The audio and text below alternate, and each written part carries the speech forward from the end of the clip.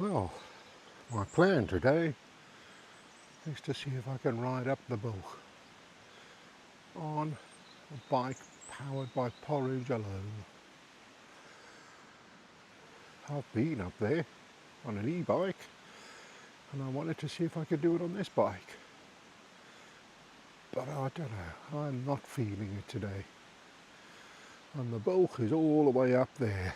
So I've done 18, nearly 19 kilometres. Got about 6 kilometres to go to get to the top. But that 6 kilometres involves about 1,000 foot of climbing. So I don't know if it's going to work or not. Only one way to find out though.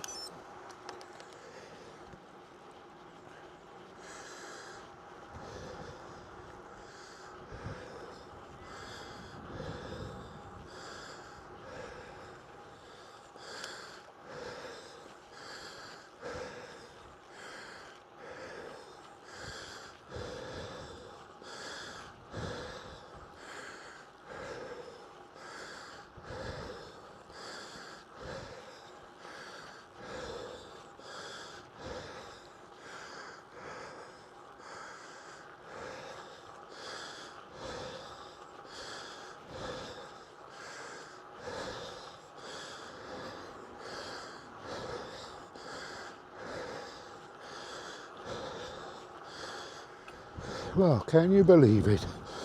I've only gone and done it.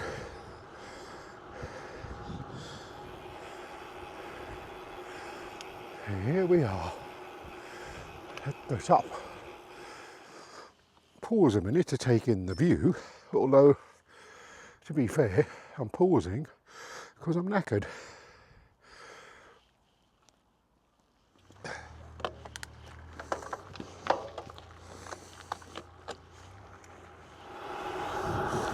Well, that was hard work. You didn't hear me speaking because I was just panting like an Alsatian. But it was a long drag. According to the GPS, average is 7%.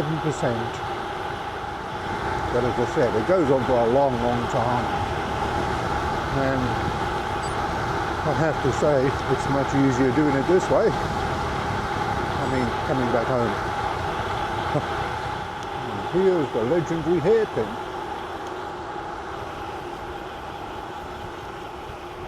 A couple of years ago, the Tour of Britain came up here. And it was an uncategorised climb, according to them. Just goes to show how far away we ordinary mortals are from the Pro Tour riders. Mind you, they went around Ogmore by sea.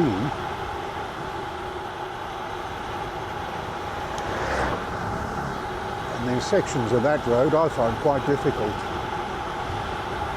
Especially with a bit of wind. There's some fairly short but fairly steep climbs. But they class that as the flat section. I have to say though, it is cold. It's a cold day anyway, but wow, as you're descending into the wind, boy, it's cold. When I came down there on the e-bike, I managed to get 65 kilometres an hour on the way down. On this bike, I was at 55. That gives you an idea of how much wind there is. And here we are, back at Nantymoyle. I came up there, Station Road, which is just over there. But I admit that I pushed the bike the last 100 yards because it went up to 15% and I wasn't really up for that. Plus the fact I didn't want to use up all my energy on a 15% hill out of there before I'd even started the main climb. Well, I have to say, what a sense of achievement though. No matter how slow I did it, I did it. And I've spoken about this before, but that's why you really need to just try things. Because as I said, I wasn't really feeling it when I got up there today, but Well, I thought, well, what's the worst? The worst is I run out of energy and turn around. Big climb like that, you know, it's downhill all the way back. And there were 2 occasions on the way up where I fancied turning round. The first one, I just thought, well, you're still pedalling, still maintaining the same speed. Why not just carry on until you run out of energy? And then the second one was when I got to the hairpin. And then I looked at it. I looked up the road and I looked down. And I thought, you're so close to the top now. It'd be a shame to turn around now and not make it when you've come this far. So on I went. And yes, it was hard, I won't lie. But it was my wife's suggestion. She said, well, if you're not sure if you're going to make it, why don't I go up on the e-bike first and have a look? And that's what I did last week. I went up on the e-bike. And I thought, it's steep, but it's not as steep as I had thought it was. You know, in your mind, you think, it's like going up a wall. It's a fairly constant climb, and I think that's what makes it more achievable. I think when you get a flat bit, steep bit, flat bit, steep bit, and it goes on like that, like a staircase, I think that's harder. Because when you get into a constant climb, you can just sort of build a bit of rhythm, just keep the same sort of cadence and just plod through it, really. And I've done that a few times, you know. When I started cycling, I've just looked at things and thought, no, it's impossible. And then eventually you go, well, is it impossible? Other people do it. How do I know it's impossible if I haven't tried? And so I think probably started, I've been doing it for a while, but I think last year I started making a concerted effort to do things that I've been afraid of.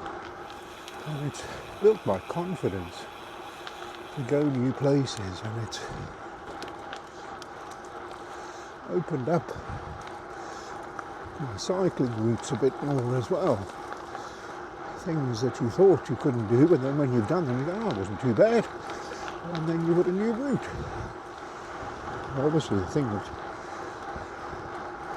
still worries me a little bit is pushing myself too hard. I do have a tendency to have what's known as mission completion bias. That's where you just go out, you've got to finish the task you started. And I'm an old fat bloke. So obviously you've got to be careful and push yourself too hard. But when you do achieve something, the sense of satisfaction is amazing. So get out there, ride your bike, do something amazing, and you just feel good about it. Of course, what I do miss from my racing days is people standing up for the climb, shouting and giving you encouragement. It's a very lonely experience today.